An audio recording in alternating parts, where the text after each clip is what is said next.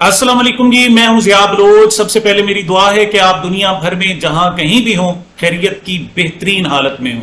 सामिन, फौज में करप्शन करने पर 6 जनरल बरतरफ कर दिए गए, बहुत बड़ा फैसला है, इस पर बात करते हैं। और साथ ही मोहसिन नकवी को वजीर आजम बनाने के लिए क्या तरीकाकार इख्तियार किया जा रहा है और किस तरीके से राहें हमवार की जा रही हैं, उस पर भी बात करेंगे। लेकिन आगाज करते हैं पीआईए से। पीआईए की नजकारी का अमल मुकम्मल कर लिया गया। पीआईए का कंट्रोल संभालने के बाद आरिफ हबीब कॉर्पोरेशन की क़यादत में कायम कंसोर्शियम ने नजकारी के बाद एयरलाइन के पहले चेयरमैन बोर्ड ऑफ डायरेक्टर्स के तौर पर फौजी फाउंडेशन के MD lieutenant general Anwar Ali Haider को मुकर्रर किया है।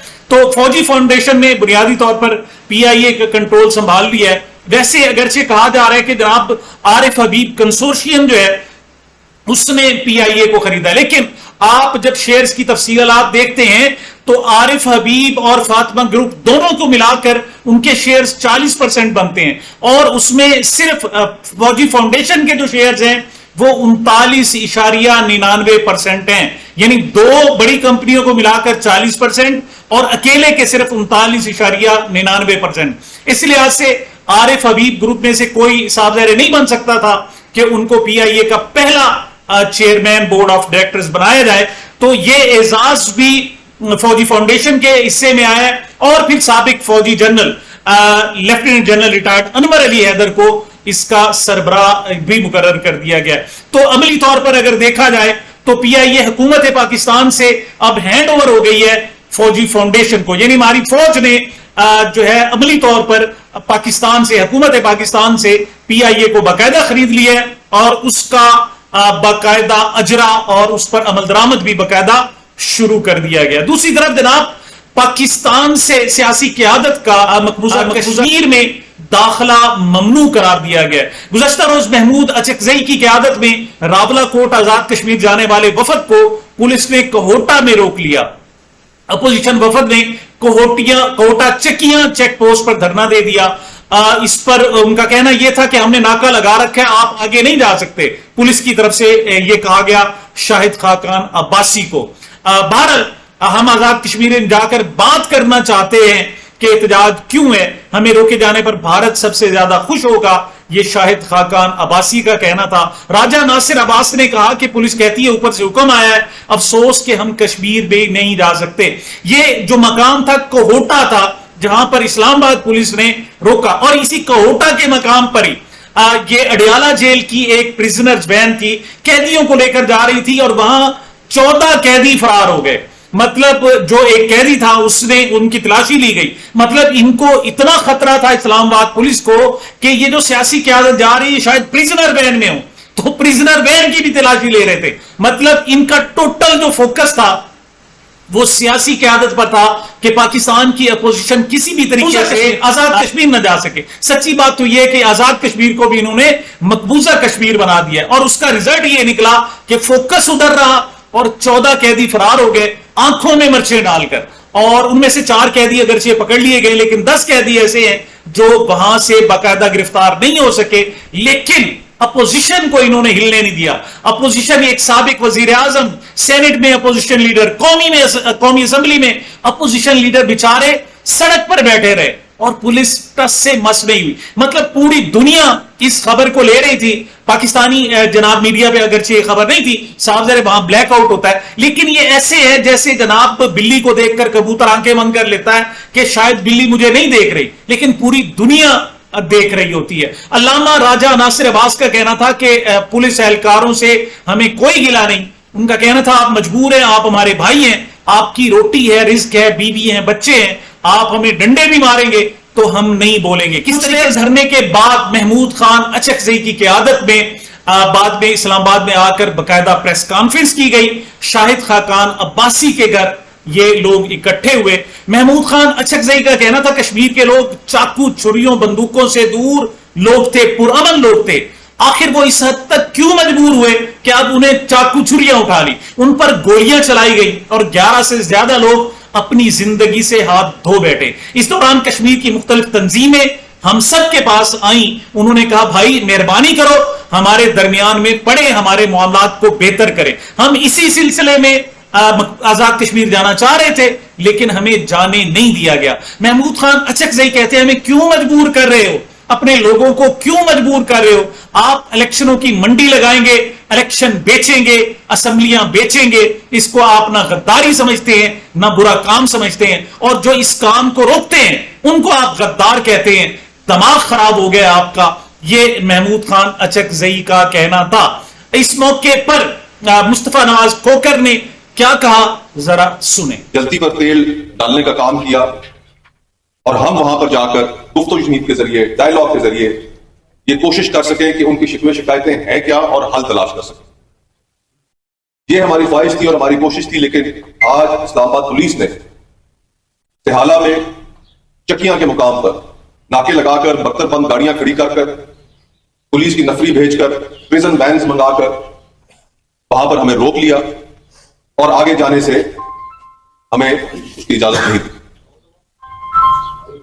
ہم نے سوال کیا جو پولیس اہلکار ڈیوٹی پر موجود تھے کہ آپ کس قانون کے تحت ہمیں جانے سے روک سکتے ہیں.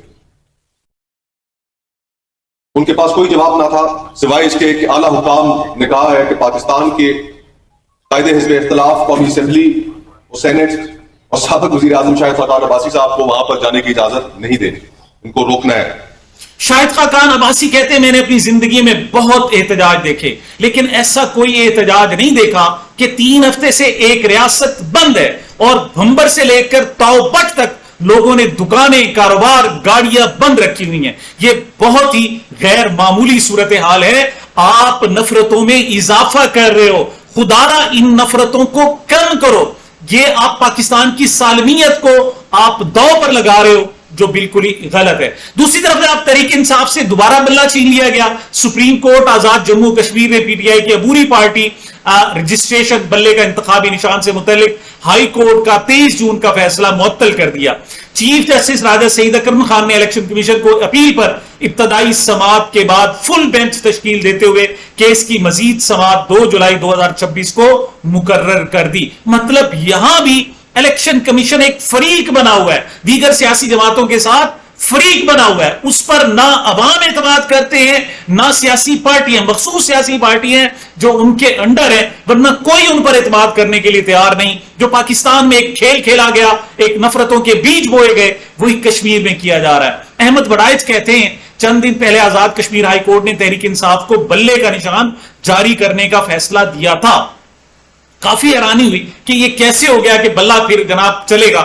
خیر آج آزاد کشمیر سپریم کورٹ نے ہائی کورٹ کا فیصلہ معطل کر دیا تو پھر نظام پر یقین آیا کہ جی سسٹم جو چاہتا ہے وہی کر رہا ہے, اس سے ہٹ کر کچھ نہیں کیا جا رہا.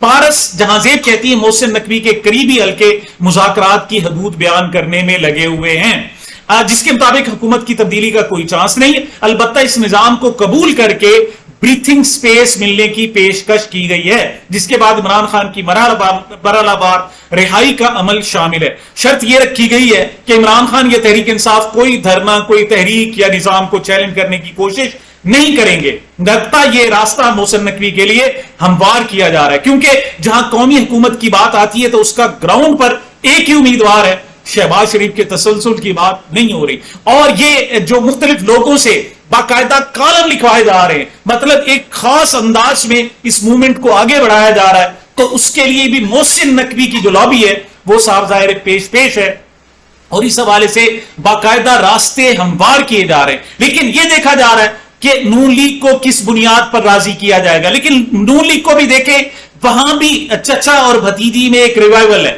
وہاں جناب ایک آپس میں مخاصمت بھی جاری ہے. تو ہو سکتا ہے کہ بھتیجی کو کہا جائے کہ آپ قومی حکومت کے لیے تیار ہو جائیں. اس سے 2 فائدے نون لیگ کو ملیں گے. ایک تو یہ جو ان کی لیگیسی ٹوٹل جناب داؤ پر لگی ہوئی ہے اور جو کہا جا رہا ہے کہ جناب آپ نے تباہ کر دیا, اس سے لوگوں کا دھیان تھوڑا سا بڑھ جائے گا.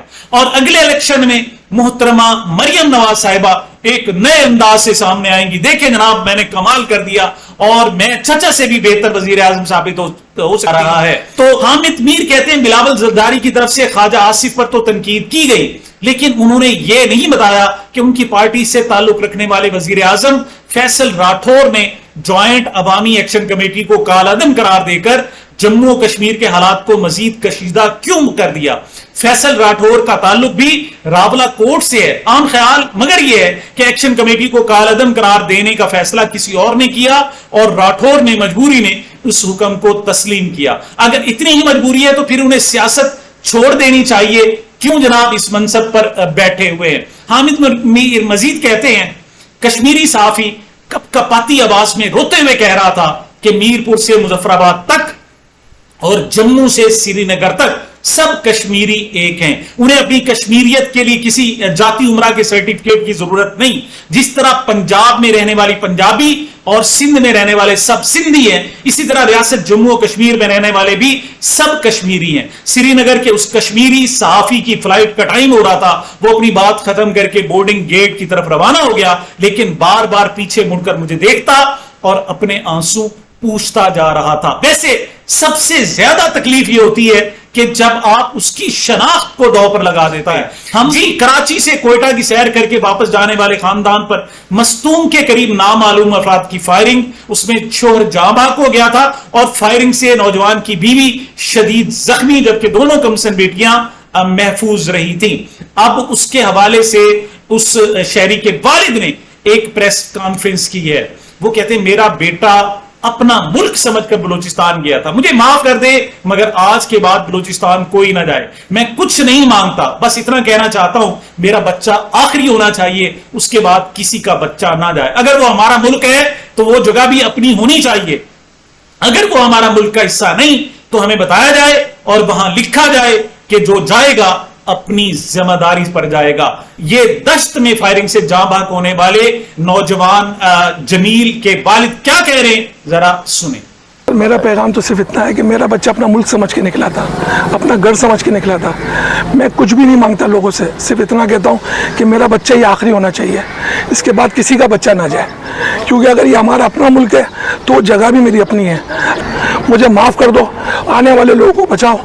آج کے طرف جناب سمی دین بلوچ یکجہتی کمیٹی کی یہ جناب رکن ہے اور ڈاکٹر مہارنگ بلوچ سے اظہار یکجہتی کر، ان کا ایک اپنا دکھ ہے، لیکن یہ جو پاکستان کے دیگر علاقوں سے جانے والے کوئٹہ میں دہشت گردی کا شکار ہوتے ہیں اور ان کو مار دیا جاتا ہے، ایون یہ جو فیملی تھی کراچی کی، اس فیملی کو 5 گھنٹے تک اس کی جناب وہ جو بیوی جس کو 5 گولیاں لگی ہوئی تھی، اپنے 2 بچوں اور اپنے شوہر کی لاش لے کر بیٹھی رہی اور پولیس سے کانٹیکٹ ہوتا رہا، کراچی میں اپنے اہل خانہ سے گفتگو ہوتی رہی، لیکن انتظامیہ، کوئٹہ کی انتظامیہ، دشت کی انتظامیہ کا کہنا تھا کہ ہم رات کو آپ کی مدد کے لیے نہیں آ سکتے، صبح سورج نکلے گا تو ہم پھر آئیں گے۔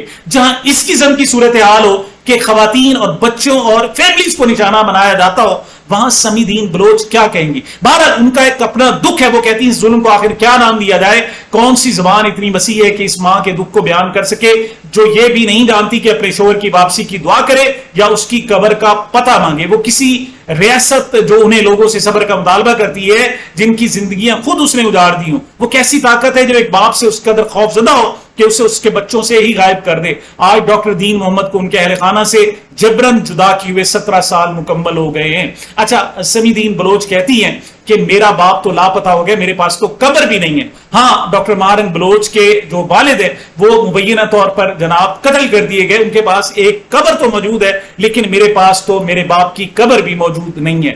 سمی دین بلوچ مزید کہتی ہیں مریم نواز صاحبہ، آپ نے ڈی چوک اسلام آباد میں ہمارے دھرنے میں شرکت کر کے میرا ہاتھ پکڑ کر مجھ جیسی بیٹیوں کے درد کو محسوس کرنے کی باتیں کی۔ عمران خان کی حکومت کو تنقید کر کے آپ نے حکومت میں آنے کے بعد ہمارے گمشدہ پیاروں کی بازیابی کا وعدہ کیا۔ آج میرے گمشدہ والد کو 17 سال مکمل ہو چکے ہیں اور آپ کی حکومت میں مدت کو 2.5 سال، لیکن کیا حکومت میں آنے کے بعد انسانیت کے معیار بدل جاتے ہیں یا پھر حکومت میں آنے کے بعد ہماری تکلیف ہی نظر نہیں آتی؟ کیا بطور بیٹی آپ میری تکلیف کو اب بھی محسوس کر سکتی ہیں یا وہ احساس صرف اپوزیشن کی حد تک محدود تھا؟ ایم این اے ہیں، سابق ایم این اے عابد رضا کوٹلا، وہ کہتے ہیں مریم نواز کو علماء کرام کا 25,000 کا وظیفہ نہیں لگانا چاہیے تھا، میں اس کی سخت مخالفت کرتا ہوں۔ آپ نے دینداروں کو کلاس 4 کا ملازم بنا دیا، جب آپ دینداروں کو کلاس 4 کا ملازم بنا دیں گے تو وہ حق گوئی چھوڑ دیں گے، جس دن وہ حق گوئی چھوڑ دے گا پھر دنیا آپ کو ملیا میٹ کر دے گی. ان کی آواز کو آزاد رہنے دینا چاہیے تھا, ان کو غلام نہیں بنانا چاہیے تھا. متی اللہ جان کہتے ہیں سہیل بڑائت یہ تاثر دے رہے تھے کہ 70 سال سے حکومتیں دو وجوہات سے تبدیل ہوتی ہیں, معاشی ناکامی کی وجہ سے یا سیاسی کمزوری کی وجہ سے. پاکستان میں کب معاشی ناکامی کی وجہ سے حکومت تبدیل ہوئی ہے؟ مجھے ایک دکھا دیں جہاں لوگوں نے ووٹ دیا ہو اور کہا ہو کہ یہ معاشی طور پر فیل ہو گئے, اس لیے ہم نئی حکومت نئی پارٹی لا رہے ہیں. ہمیشہ اسٹیبلشمنٹ نے سازش کی ہے اور حکومتیں بدلی ہیں, مینڈیٹ چوری کی ہیں اور اب ایک نئی چال چلی جا رہی ہے. اچھا, کہا جا رہا ہے کہ وفاقی کابینہ میں بڑے رد و بدل کی تیاریاں کی جا رہی ہیں. کیا دی کہ محسن نقوی کو وزارت خارجہ دی جائے گی, اسحاق ڈار کو وزارت خزانہ ملنے کا امکان ہے, وزیر دفاع خواجہ آصف کی بھی تبدیلی کا امکان ہے. لیکن اس پر اسحاق رانا کہتے ہیں کابینہ میں وزراء کا رد و بدل ایسے ہی ہے جیسے سیدھے پاؤں کی بدبودار جراب الٹے پاؤں میں اور الٹے پاؤں کی بدبودار جراب سیدھے پاؤں میں پہنا دی جائے, ورنہ اس وزراء کی تبدیلی سے کوئی فرق نہیں پڑتا. ڈاکٹر سید آصف کرمانی کہتے ہیں عوام کو روزمرہ کی مہنگائی مثلا اشیاء خوردونوش خصوصاً پیٹرول, بجلی و گیس کے بلوں اور LPG وغیرہ کی قیمتوں میں واضح کمی کر کے ریلیف دے کر حکومت اپنا امیج بہتر کر سکتی ہے, لیکن اس طرف کسی کی کوئی توجہ نہیں, کوئی چیک اینڈ بیلنس نہیں. جس کا جو داؤ لگ رہا ہے وہ لگا رہا ہے, کسی کو عوام کی فکر نہیں ہے. صابر شاکر کہتے ہیں شہباز شریف پر فوجی قیادت جنرل مشرف کے زمانے سے کام کر رہی تھی کہ PMLN کی قیادت وہ سنبھال لے, اور بالآخر 23 سال بعد 2022 میں کامیابی ملی اور 4 سال میں دونوں نے مل کر بیڑا غرق کر دیا. بس اتنا ہی ویژن ہے, کیونکہ شہباز شریف صاحب خود کہتے تھے کہ جناب مجھے کئی بار آفر ہوئی کہ آئیں آپ کو وزیر اعظم بناتے ہیں, اور اب وزیر اعظم بنایا اور 4 سال میں ملک کا بیڑا غرق کر کے انہوں نے رکھ دیا ہے. دوسری طرف جناب حذیفہ رحمان اور قادر مندوخیل میں گفتگو ہوئی. یہ جناب عادل نظامی کا پروگرام تھا, اس میں حذیفہ رحمان نے چیلنج کیا پیپلز پارٹی کو کہ پنجاب میں اپنی مرضی کے حلقے میں بلاول زرداری اگر مجھے شکست دیں تو ہم وفاقی حکومت چھوڑ دیں گے. بات یہ ہے کہ حذیفہ رحمان خود کہاں سے, مطلب خود جناب خود رو پودا ہے, سیاسی پودا, اور بات اس قسم کی کہہ رہے ہیں. اس کے جواب میں قادر مندوخیل کا کہنا یہ تھا نواز شریف, شہباز شریف, مریم نواز کے 2024 کے الیکشن کے فارم 45 دکھا دیں, اگر وہ جیتے ہیں تو خدا کی قسم میں زندگی میں سیاست اور وکالت کا نام نہیں لوں گا. مطلب حذیفہ رحمان تو وفاقی حکومت چھوڑنے کی بات کر رہے ہیں نا, کیا پدی کا شوربہ. وفاقی حکومت چھوڑنے کے لیے حذیفہ رحمان فیصلہ کریں گے کہ ہم وفاقی حکومت کو چھوڑتے ہیں. لیکن دوسری طرف جو قادر مندوخیل نے کہا ہے کہ آپ تو پہلے ہی جیتے ہوئے نہیں ہیں, آگے جیتنے کی آپ کیا توقع کر سکتے ہیں, اور آپ کے جو لیڈر ہیں وہ نہیں جیت سکے تو آپ کی اوقات کیا ہے. اسد عمر کراچی کے حوالے سے بڑی اہم بات کرتے ہیں, کہتے ہیں بلدیہ کراچی کا اس سال کا بجٹ ہر کراچی کے شہری کے لیے 250 روپے سالانہ بنتا ہے, مطلب 250 روپے ہر شہری پر سالانہ خرچ کیے جائیں گے. یہ بجٹ مل رہا ہے کراچی کو, یہ سب سے زیادہ ٹیکس دینے والے شہر کو بھیک ہے یا کیا ہے. اس سال کا ممبئی کا بجٹ فیکس 14,650 پاکستانی روپے ہے, یعنی کراچی سے تقریباً 60 گنا زیادہ. جب تک آئین ترمیم سے اختیارات اور وسائل صوبوں سے مقامی حکومت تک منتقل نہیں ہوتے تو عوام کے بنیادی مسائل حل نہیں کیے جا سکتے. سجاد یوسف زئی کہتے ہیں وفاقی آئینی عدالت بننے سے قبل سپریم کورٹ میں مقدمات کی تعداد 60,000 کے قریب تھی اور سپریم کورٹ کا بجٹ تقریباً 7 ارب روپے تھا. وہی مقدمات 27ویں ترمیم کے بعد 2 عدالتوں میں تقسیم کر دیے گئے, مگر سپریم کورٹ کا بجٹ اب بھی وہی ہے, اوپر سے آئینی عدالت کا بجٹ 6 ارب کے قریب ہے, یعنی 7 اور 6 13 ارب روپے ہو گیا. گویا مقدمات کی تعداد وہی ہے مگر بجٹ دگنا ہو گیا. جس مقدمے پہ 27ویں ترمیم سے قبل 3 لاکھ روپے خرچہ آتا تھا اب 6 لاکھ آتا ہے, یعنی پہلے سپریم کورٹ 60,000 مقدمات 7 ارب میں نپٹاتی تھی, اب وہی مقدمات 2 عدالتوں میں 13.5 ارب روپے میں نبٹ رہے ہیں. دوسری طرف جناب پاکستان کے جو آبی ذخائر ہیں وہاں کیا صورتحال ہے. اس حوالے سے آڈیٹر جنرل کی رپورٹ ہے کہ منصوبہ بندی میں ناکامی اور مسلسل تاخیر سے داسو, دیامیر بھاشا اور نیلم جہلم منصوبوں کی لاگت میں بڑا اضافہ ہو گیا. لاگت بڑھ کر 3900 ارب روپے تک پہنچ گئی ہے. داسو پروجیکٹ کی لاگت ابتدائی تخمینے کے 486 ارب سے بڑھ کر 1737 کھرب یعنی 1.73737 کھرب روپے تک جا پہنچی ہے. دیامر بھاشا کی لاگت 479 ارب روپے تھی, مزید 1.424 کھرب روپے درکار ہوں گے. مطلب कई गुना इजाफा हो चुका है। और नीलम झेलम प्रोजेक्ट की तो सूरत हाल यह है कि जुलाई 2022 में टेल रेस टनल और मई 2024 में हेड रेस टनल गिरने के बाद से बंद पड़ा है, पूरा का पूरा मंसूबा बंद पड़ा है। मंसूबे को सालाना 29 अरब रुपए का खालिश नुकसान और कारोबार की बंदिश के बायस 99 अरब रुपए का इजाफी नुकसान बर्दाश्त करना पड़ रहा है। मंसूबा सालाना 5150 गीगावाट आवर बिजली पैदा करने का हदफ हासिल करने में बिल्कुल नाकाम रहा है। ऑडिटर जनरल ने बाकायदा इस हवाले से रिपोर्ट भी दे दी है। अब जंग न्यूज की एक खबर है कि पाकिस्तान के मगरबी दरियाओं पर भारत ने 3120 मेगावाट का हाइड्रो पावर नेटवर्क बना लिया। मजीद 7250 मेगावाट के मंसूबों की तैयारियां जारी हैं। पाकिस्तानी माहिरीन आपका कहना है कि इस पेशरफ से पाकिस्तान में पानी के बहाव को वक्त को कंट्रोल करने की नई दिल्ली की सलाहियत में नुमाया इजाफा हो जाएगा। एक तो पानी का कंट्रोल किस वक्त हमने करना है, किस वक्त पानी छोड़ना है, किस वक्त पानी रोकना है, उस पे दस्तरस हासिल हो जाएगी भारत को, जिससे पाकिस्तान में पानी और ग़िज़ाई तहफ़्फ़ुज़ के हवाले से खदशात मजीद गहरे हो जाएंगे। लेकिन हमारी प्रायोरिटी वो है ही नहीं, हम तो किसी और तरफ है, हम तो अमरीकी हुक्म पर कुछ और किए जा रहे हैं। अताउल्लाह तारक कहते हैं खैबर पख्तूनख्वा, बलूचिस्तान और कराची रेंजर्स कैंप पर हालिया जो दहशतगर्दी के वाकयात के बाद पाक अफगान सरहद पर सिक्योरिटी फोर्सेस की बड़ी फिजाई कार्रवाइयां, अहम मतलूब खारजी कमांडर खान फरोज समेत 29 दहशतगर्द हालात, अपने शहरियों के जान माल के तहफ़्फ़ुज़ पर कोई समझौता नहीं किया जाएगा। हमारे यहाँ जनाब वो डॉक्टर मुहीद पीरज़ादा कहते हैं कि क्या ही हमने तरक्की की है, हम बमबारी करते हैं तो हमें पता होगा कि हमारा जो बम गिरता है वो सिर्फ दहशतगर्दों को मारता है, किसी शहरी को नहीं। सिर्फ जनाब चीन में फौज में करप्शन के खिलाफ कार्रवाइयां, करप्शन इल्जामात पर 6 आला फौजी जर्नैल बरतरफ कर दिए गए, उनको कानून साज असम्बली से फारिग कर दिया गया। सीनियर फौजी अफसरान के साथ साथ सनकियान के साबिक पार्टी चीफ और एक आला मालियाती निगरान इदारे के साबिक सरबराह की रुकनीत भी खत्म कर दी गई। मजबूरी तौर पर 13 अफराद की रुकनीत खत्म की गई है और उनको फौज से और कानून साज जो असम्बली है उससे बाकायदा फारिग कर दिया गया। बड़े बड़े फैसले ले रहे हैं चीन कि वहां फौज नीट एंड क्लीन रहे। बाकी ममालिक को भी चाहिए कि चीन की तरह वो भी अपने इदारों में कम से कम एहतसाब जरूर पैदा करें। सामिन, ये मेरी अब तक की गुजारिशात थी। मुझे अपने इस चैनल को अपनी मोहब्बतों और दुआओं में याद रखिएगा। मिलते हैं छोटे से वक्फे के बाद।